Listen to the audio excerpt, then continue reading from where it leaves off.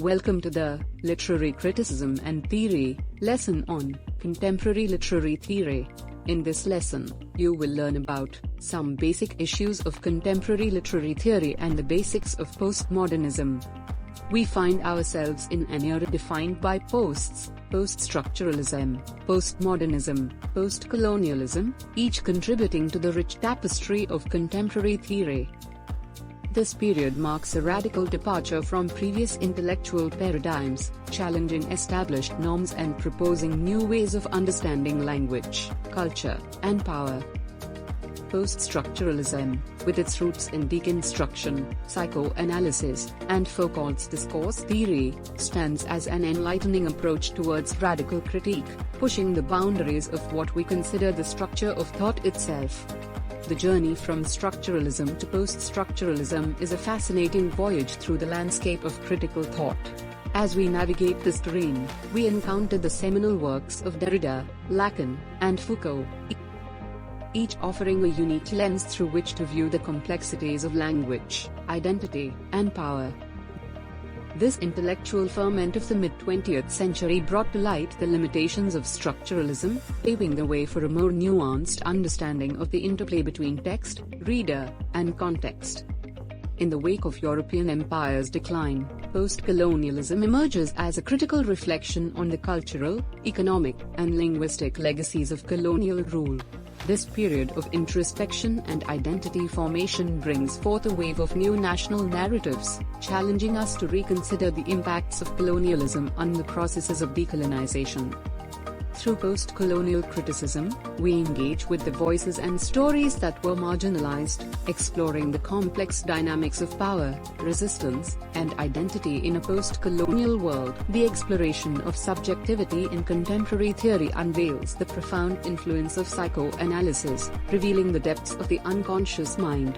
The notion of the individual as a stable subject is deconstructed, leading to an understanding of identity as fluid and constructed through discourse and ideology. This shift challenges the traditional view of the autonomous individual, prompting us to question the very foundations of selfhood and agency. Otherness in contemporary theory speaks to the experiences of the marginalized and the colonized, challenging us to rethink the binaries of self and other, us and them. By engaging with the other, we confront the constructed nature of identity and the fluid boundaries between cultures.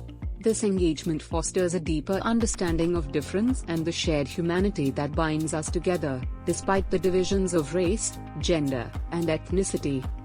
In this transformative era, the traditional sanctity of authorship has been radically reimagined. Roland Barthes's seminal notion of the death of the author propels us into a realm where the text becomes a democratic space, a meeting ground for a multitude of interpretations.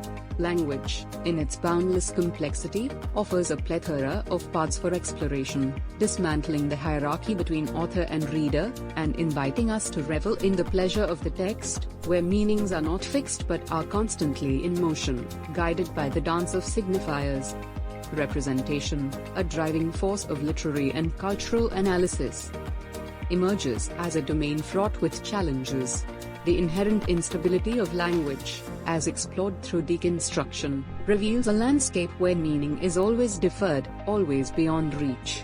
This incessant play between the literal and the figurative, between what is said and what is meant, underscores the elusive nature of textual meaning, inviting us to engage with texts in a manner that acknowledges their inherent complexity and contradictions.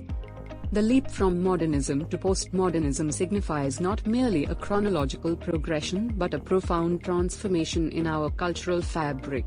Modernism, born out of a quest for depth and an escape from disillusionment, aimed to distill meaning from a fragmented world through its make-it-new ethos. It sought solace in the depth of myth, symbol, and formal complexity. In contrast, postmodernism revels in the surface, where radical indeterminacy and a profound skepticism dismantle previous certainties. It engages with popular culture, breaking down hierarchies of art and embracing a playful indifference to the absurdities of existence. This period is characterized by narratives that fold in on themselves, questioning their own foundations, methods, and stories in a display of self-reflexivity that is uniquely postmodern.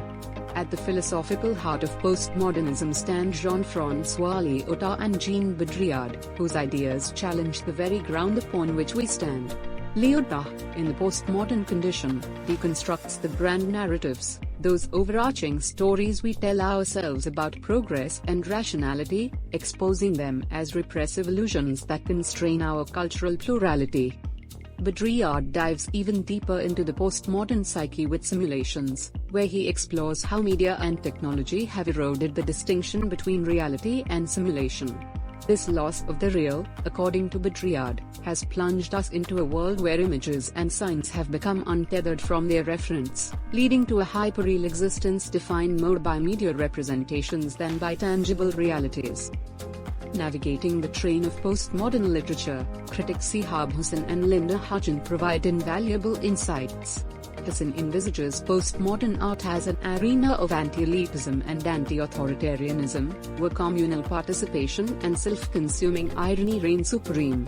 Hutchin introduces the concept of historiographic metafiction, where postmodern narratives simultaneously engage with and subvert historical and fictional conventions. Salman Rushdie's Midnight's Children exemplifies postmodern storytelling, where the boundaries between the fantastical and the historical blur in a narrative that is self-aware, playful, and irreverent.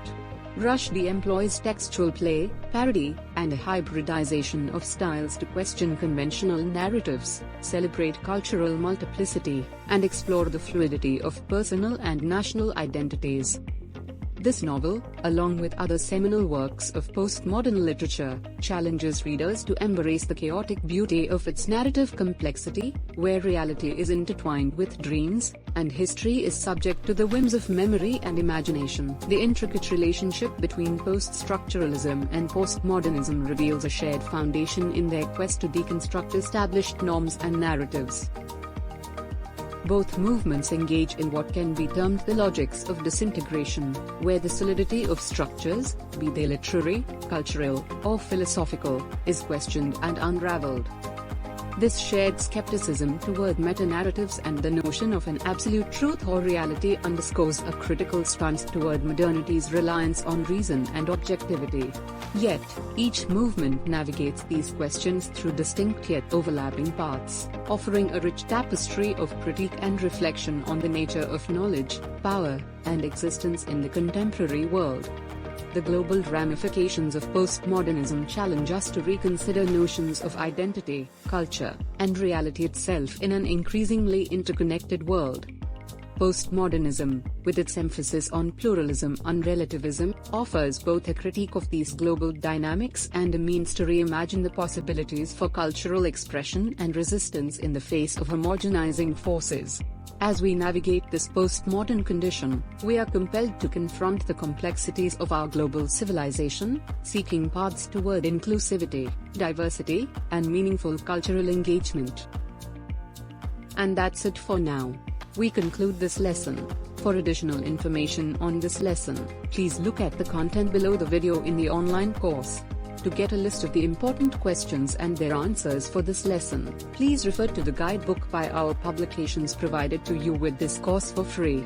It shows you a list of all the questions that have the highest chance of coming in your next exams based on research carried out on previous year question papers. All the best, and I'll see you in the next lesson.